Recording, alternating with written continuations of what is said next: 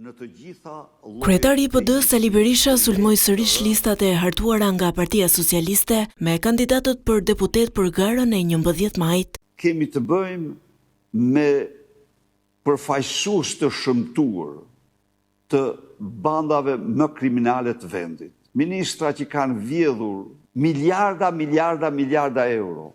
Grupi tjetër është grupi i patronazhis dhe famzi, të cilët nuk kanë ligj as moral, mercenar të vërtet. Sali Berisha është i bindur se më 11 maj fitoria do t'i takojë opozitës dhe Partia Demokratike do të rikthehet në pushtet. Unë jam i bindur që 11 maj do t'jetë një fitore e thellë e koalicionit për Shqipërinë madhështore. Kudo që shkoj, ka një entuziazëm të madh të qytetarët që nuk kam ndjerë ndonjëherë më parë.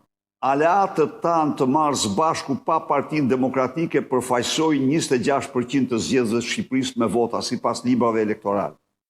Pasi PD-ja të jetë në mazhorancë, Berisha premtoi gjatë një bashkëbisedimi me qytetarët rritjen e pagës minimale, mbështetje për sektorin e bujqësisë dhe heqjen e pagesave për kalimin në rrugët e vendit.